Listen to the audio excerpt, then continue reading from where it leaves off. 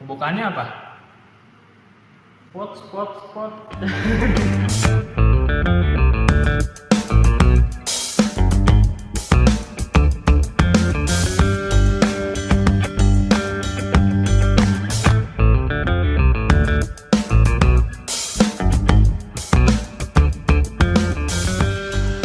Ini saking kelamaan nggak podcast nih, kelamaan. Episode terakhir berapa? Kapan? Maret. April. Abang yang ini ya, abang nge-zoom sama teman abang bahas. Yang abang nge-zoom. Oh, yang gua sendiri itu Iya. nggak dimasukin ke Podsamling, masuknya ke channel gua. Ih, di Podsamling. Oh iya ya. Oh. Yang pakai Zoom ya? Ya, pokoknya selamat datang di Podsamling. Setelah sekian lama, Iya, terus kita tidak berduet mengikuti momen Coki Muslim yang sudah sejahtera di sana. tapi dia ini loh. Enggak di penjara ya. Enggak, langsung di ini kan direhab. Enak ya. Nyobain aja. Iya, tapi kan apa penanganannya kan tetap aja kayak tahanan. Iya. Giniin sama polisi kan gila ya. Kayak nggak ada peri kecokian. Cuaks.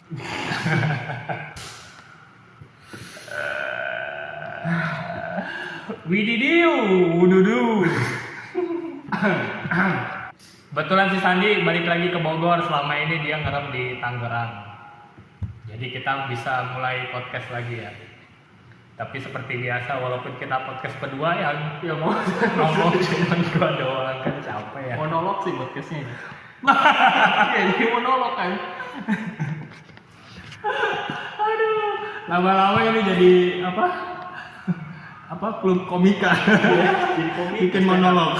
Ya, kalau kemarin kan kita nebeng di DPC tuh. Sekarang kita lagi nyoba kantor baru nih di satu wilayah di Kota Bogor lah kata. Oh. Iya. Nama desanya Desa Tumaritis. Terus spesifik dong. Lu tahu nggak Desa Tumaritis apaan? Apa? Aduh, referensinya ketuaan. Desanya Petruk, Gareng, Aduh. Tatang S. Waduh, ketuaan referensi gua. Tapi yang nonton kayaknya tetap juga nggak ngerti sih. Paling Bang Joko yang ngomong. Oh iya benar. Seumuran soalnya.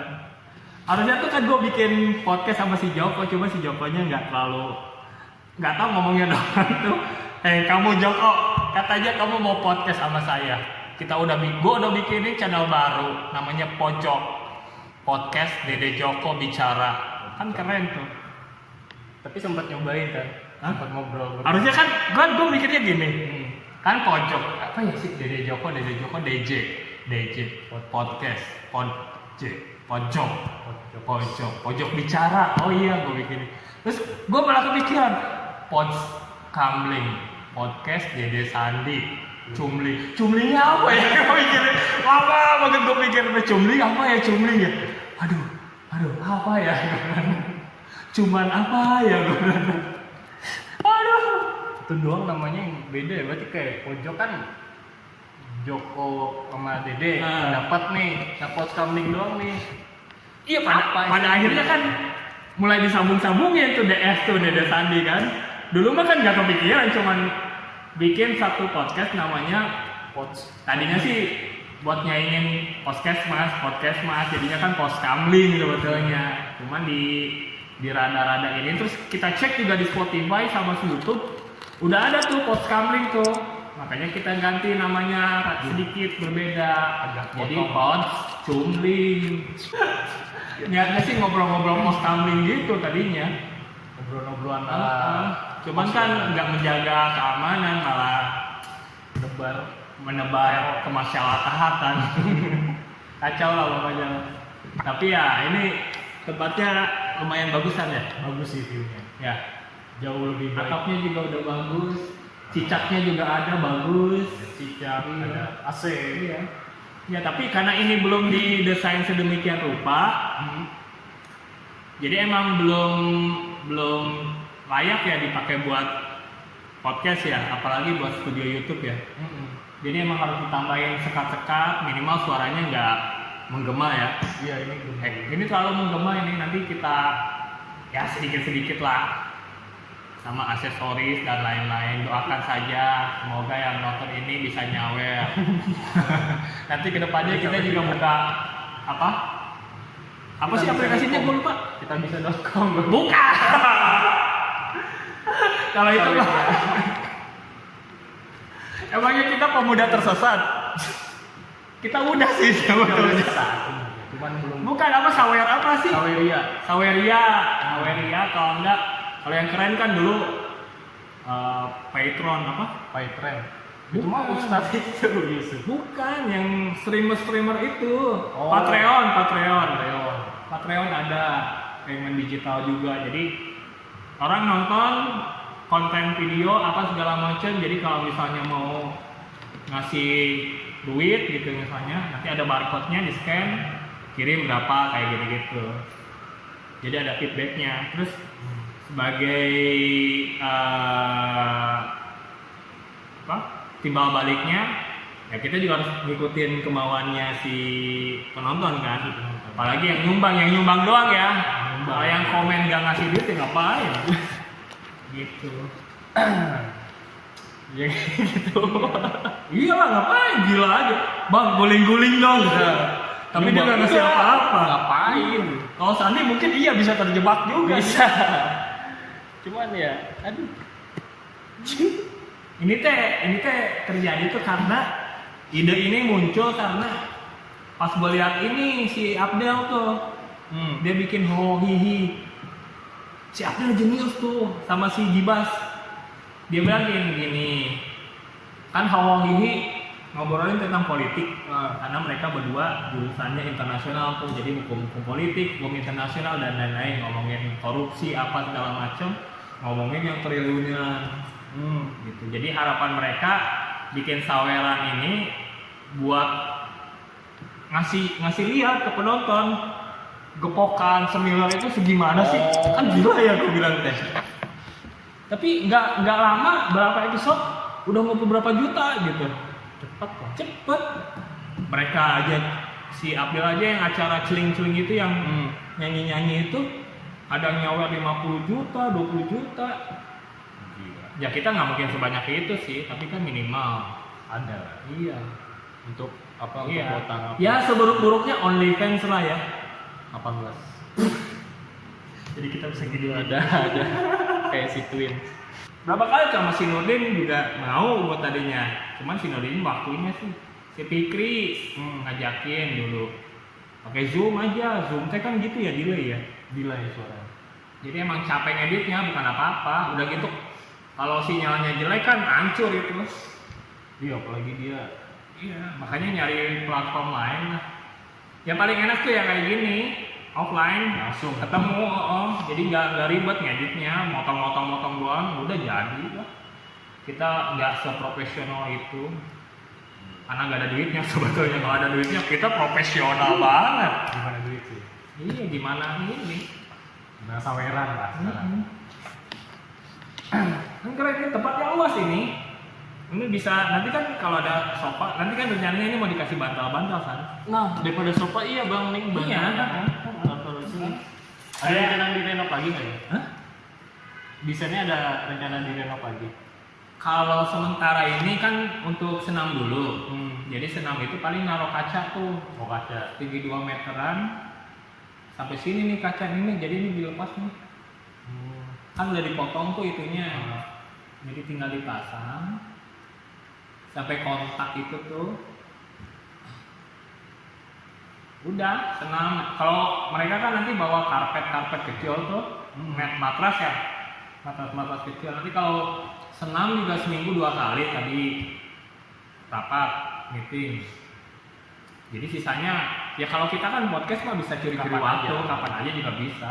Kalau masalah lighting nunggu cahaya juga ya bikin aja cahaya sendiri juga masih bisa sebetulnya.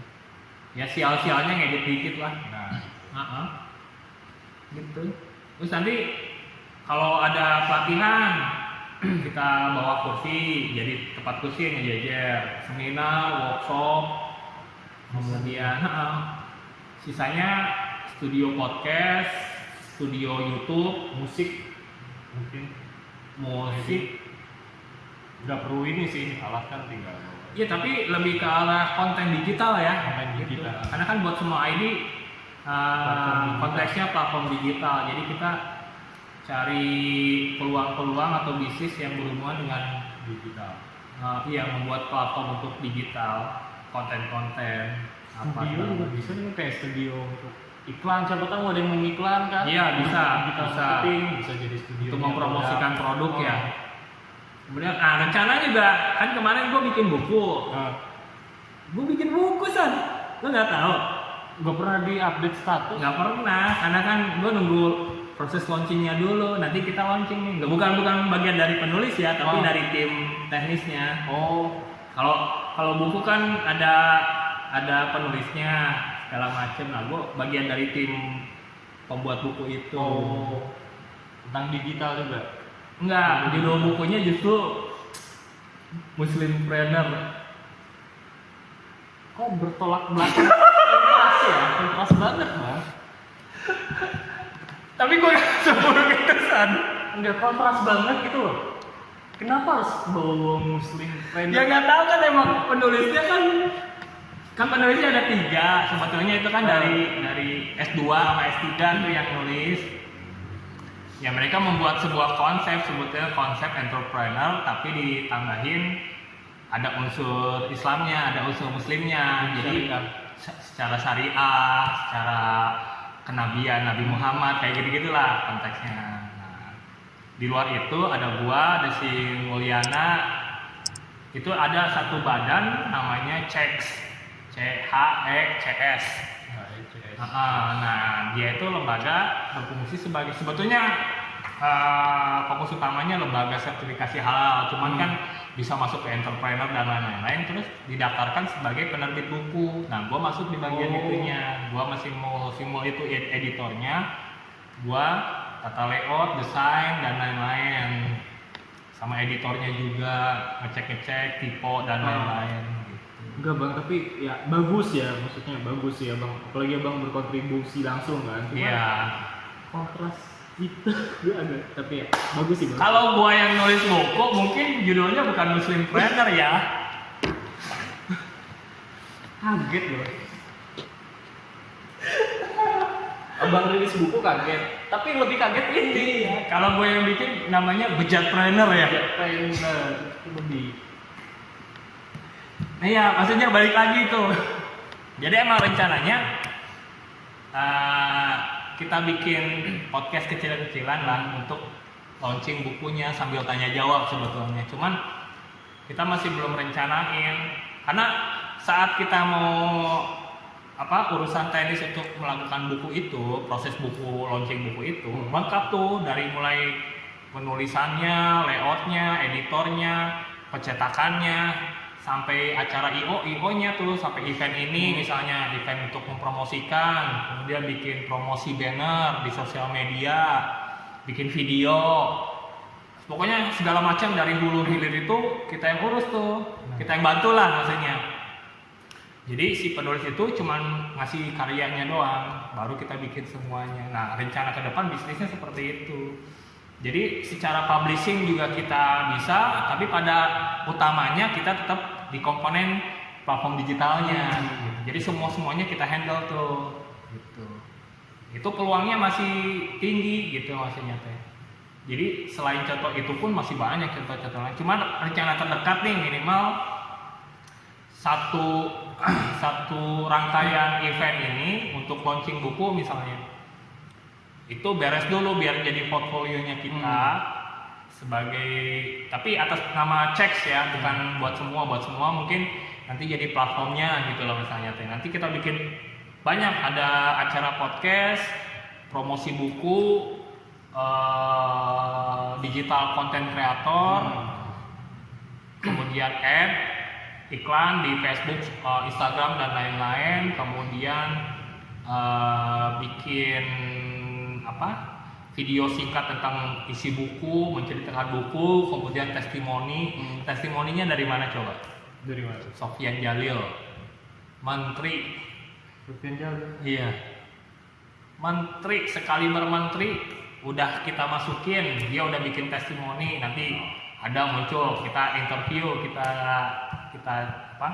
Kita bikin videonya tentang testimoni, itu kan berarti untuk bisa meningkatkan promosinya kan, biar si bukunya semakin laku. Tapi bang, gue potong dikit ya. Nah itu untuk perilisan bukunya cuma fisik aja atau ada kemungkinan rilis e-booknya? Untuk sementara ini kan sebetulnya untuk harga aja kita masih belum didiskusikan dan lain-lain. Harga ke ininya berapa? Kayak gitu-gitu belum didiskusikan. Nanti kedepannya kita ada pertemuan lagi sih. Minimal ada harganya. Nah, terus fokus utamanya ya buku dulu, fisik dulu. Nanti kan untuk jualan digitalnya kita bicara masalah marketplace. Nanti kita bikinin marketplace. Kalau ada opsi sih untuk dimasukin ke Gramet misalnya, kan ada tuh. Fisik juga ada tuh. Fisik. Cuman bayarnya lumayan. Potongan. Gak ngerti deh kata si Mo sih lumayan lah pokoknya. Jadi alangkah baiknya kita sebisa mungkin promosi sendiri, jual sendiri. Terus kalau digital pun kita bikinin marketplace-nya sendiri gitu. Atau sejelek-jeleknya taruh di Tokopedia kayak Bukalapak kayak apa segala macam. Toh sekarang marketplace sekarang juga udah bagus-bagus kok sebetulnya dibandingkan dengan yang lain. Dan kita nyetaknya juga di IPB Press. Bagus lah IPB Press. Terima kasih banyak IPB Press sudah membantu kami untuk mencetak buku pertama kami. Kami ucapkan terima kasih banyak atas kerjasamanya. Tuh. Boleh spoiler dikit bang, jadi target buku ini kalangan milenial kah atau semua kalangan? Kalau gua lihat sih lebih ke arah semua kalangan, cuman segmen pasarnya yang tertarik dengan usaha bisnis intinya sih. Kita yang mau berjiwa bisnis atau mau memulai usaha misalnya. Aku pengen usaha apa ya? Tapi kalau gua mau usaha nih, ini bagi yang rada-rada masih polos ya, masih sedikit berakhlak lah. Tapi gua nggak tahu nih kalau gua mau mulai bisnis, ini halal atau enggak. Kemudian ini menurut Nabi jualan kayak gini bener atau enggak ya? Kayak gini itu semua udah dibahas semuanya di buku. Jadi minimal panduan secara dasar. Berusaha atau berjualan seperti Nabi Muhammad itu seperti apa, kayak gitu-gitu itu dibahas tuntas di buku ini. Silakan baca, menarik bukunya, sekelas menteri aja dibilangnya menarik kok, karena membuat konsep. Sebetulnya Muslimpreneur ini konsep lama sebetulnya, cuman diperbarui dengan kondisi-kondisi yang up to date sekarang. Contohnya kondisi lagi saat pandemi, sama menghadapi industri 4.0 dan new normal gitu. Jadi benar-benar sangat relevan dengan dunia sekarang gitu loh maksudnya teh. Jadi selain kita berusaha nyari rezeki yang halal misalnya sesuai dengan kaidah-kaidah Islam misalnya atau syariah, kemudian bagaimana cara menghadapinya di dalam kondisi yang pandemi ini. Jadi nggak semua main usaha aja gitu. Kalau dulu kan gue pikir juga kalau mau usaha ya modalnya nekat aja gitu maksudnya teh. Jadi kalau misalnya gue mau usaha kopi, ya udahlah usaha kopi harus nekat gitu. Tapi nggak berpikir tapi dulu gue mikirnya kalau gue mikir nggak jadi. Nah makanya gue nyemplung aja. Cuman saat nyemplung itu jadi seolah-olah gue nggak tahu nih yang gue lakuin ini sesuai dengan kaidah-kaidah Islam atau enggak kan gitu maksudnya teh. Jadi main nekat, main jadi, masalah laku enggak mah gimana, yang penting action dulu. Minimal kita dapat pengalamannya waktu dulu banget ya pertama-tama ya. Minimal kita dapat pengalamannya dulu. Oh ternyata bisnis kopi itu seperti ini, untungnya segini, ruginya segini, biaya operasional segini, HPP segini, bayar pegawai, sewa dan lain-lain kita tahu gitu mas. Cuman kan dari semua itu kita nggak tahu nih. Ini benar nggak cara yang menurut kaidah-kaidah ya? Kalau masalah benar mah kebenaran hanya milik Allah Subhanahu wa Ta'ala. Milik yang di atas plafon. Apa maksudnya? Tadi ada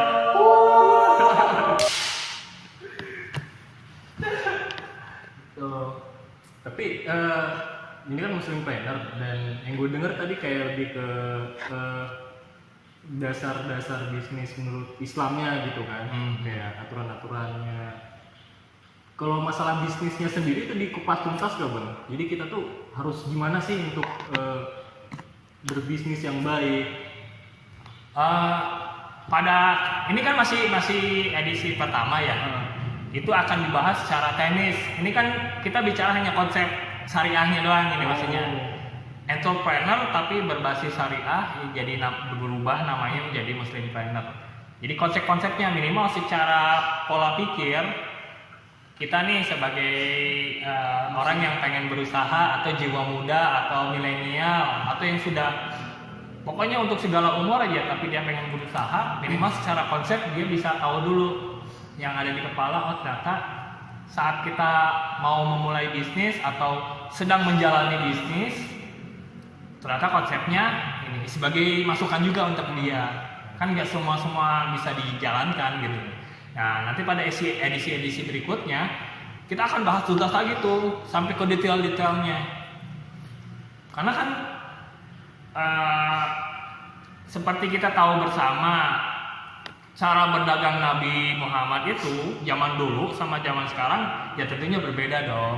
Ada beberapa yang kaidah-kaidah yang bisa digunakan relevan dengan zaman sekarang, tapi juga ada beberapa yang udah nggak up to date gitu misalnya. Kan zaman dulu nggak ada GoPay, ya kan? Iya, Gojek aja masa pakai gonta jadi.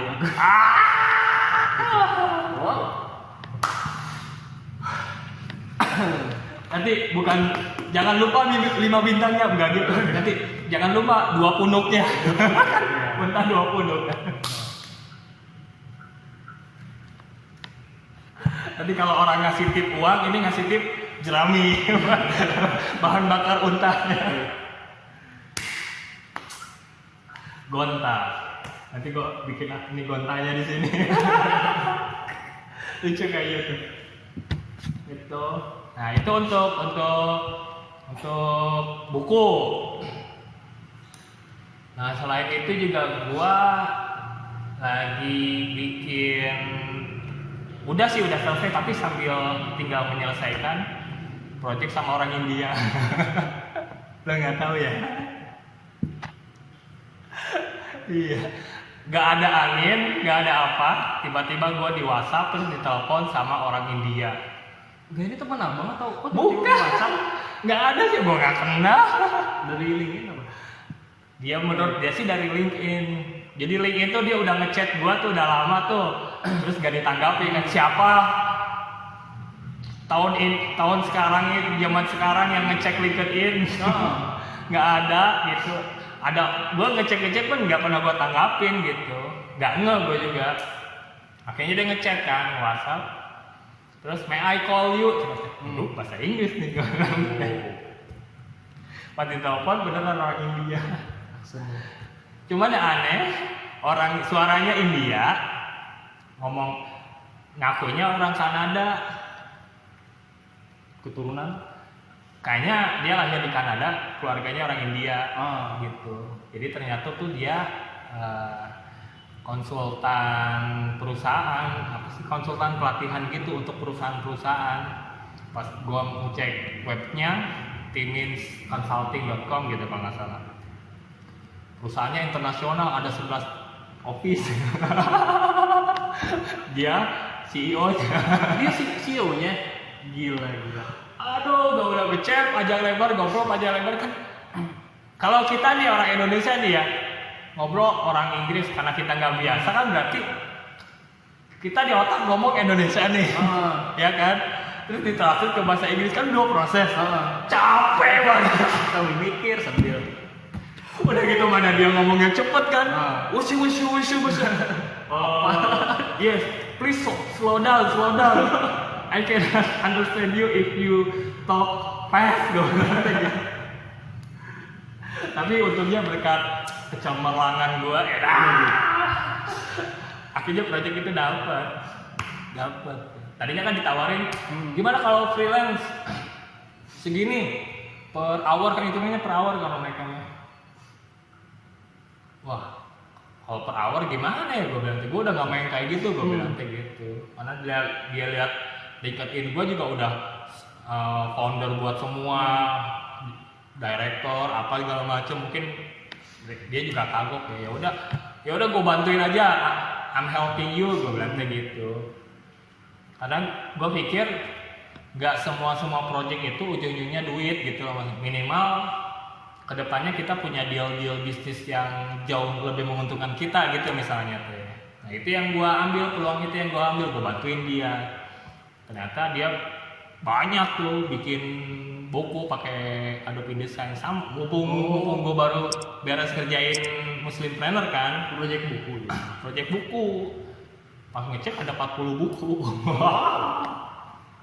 Ternyata bukunya juga nggak terlalu banyak, nggak sebanyak Muslimpreneur kan ratusan lembar tuh. Jadi ngeditnya agak lama.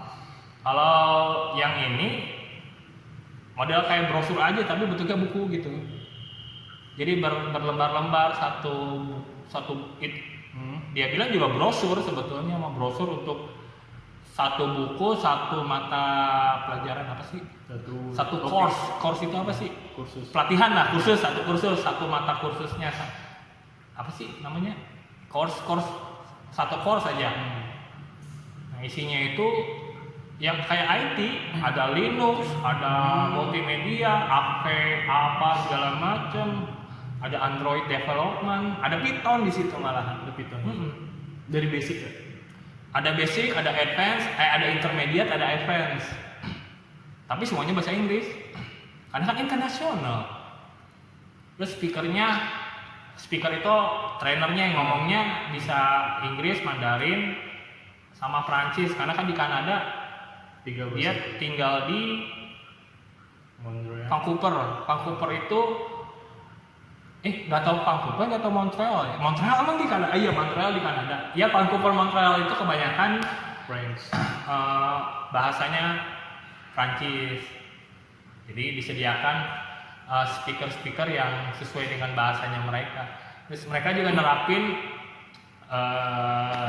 online webinar sama pelatihan tatap muka di hotel di mana segala macam. Nah, pas gue lihat pelayannya di Indonesia, Garuda Indonesia, iya, BRI, gede-gede itu. Terus pas gue cek kantornya di Kelapa Gading, daerah elit. ini. Iya, kantornya di Indonesianya ya. Oh, ada. Iya. Indonesia, Malaysia, Thailand, Vietnam, terus Prancis, Inggris. Oh ada deh, nanti ditampilin deh petanya deh di sini deh. Banyak ternyata. Gitu. Kalau gitu, gue hitung per dolar aja ya. Oh jadi ini nggak pakai dolar, jadi hitungan rupiah makin. Enggak, hitung aja bantu. Jadi harapan gue kedepannya ada deal dari dia nih yang bisa menguntungkan buat semua, misalnya kantor gue misalnya. Jadi bisa ada bargainingnya gitu loh maksudnya teh. Harapan gue sih ke arah sana. Cuman kan ya namanya deal bisnis itu kan sebetulnya nggak sekali dua kali, harus di maintain terus. Iya. Nggak bisa langsung udah ini udah selesai udah ya dadah, nggak gitu. Harus kita terus aja sosok terus. Sampai sekarang tuh masih komunikasi via chat dan lain-lain. Bahkan dia kaget gitu maksudnya teh, ternyata orang Indonesia gua gitu misalnya kok apa sih rada nggak formal ya katanya teh. Dari kaku pokoknya profesional banget ngomongnya, yes sorry yes apa segala macam, pokoknya bahasa Inggris profesional ya, sampai fuck you go to hell apa what the fuck kayak gitu keluar udah sampai saking dekatnya gitu loh maksudnya teh. What the fuck are you doing now katanya teh. What the fuck, gue bilang ya I'm masturbating. Dia lol kalau gue kan tetap WKWK gitu. Kakak tuh pokoknya orang ini. CEO-nya loh ya. CEO-nya. Ya nanti ada namanya Raj apa gitu. Raj Kumar. Dia CEO Optimin Consulting. Bukunya juga itu. Cuma kan yang ngerjain anak-anak buahnya. Jadi anak buahnya ngasih file ke dia ngasih ke gua. Terus gua bilang kenapa nggak lewat anak buah lu katanya. Nah itu harus gua cek dulu lah katanya gitu. Oh, dia punya Karena mau di mana-mana segala macam kan kerjaannya online. Itu di kantor ini segala macam. Sebetulnya dia minta tolong ke gua itu udah ada yang biasa ngerjain ini. Cuman dia nggak pakai Adobe InDesign gitu, pakai Corel gitu, pakai apa gitu. Atau Word doang. Nah, karena Covid nggak bisa ngerjain kan. Akhirnya Lempar ke tawarin ke gua. Terus selain buku sekaligus website-nya juga. Website-nya juga gua handle dan lain-lain. Gua bantuin lah maksudnya teh. Dia pakai WordPress ternyata. Sekelas itu. Nasional. Iya. Jadi bikin website untuk office pusatnya di Kanada. Kalau yang dia udah bikin kan udah ada beberapa sampelnya dari website yang dia bikin di Malaysia. Tuh. Oh, udah bawa pulang. Ya, segitu dulu, oke? Ya. Oke, di Samsung. Mau balik?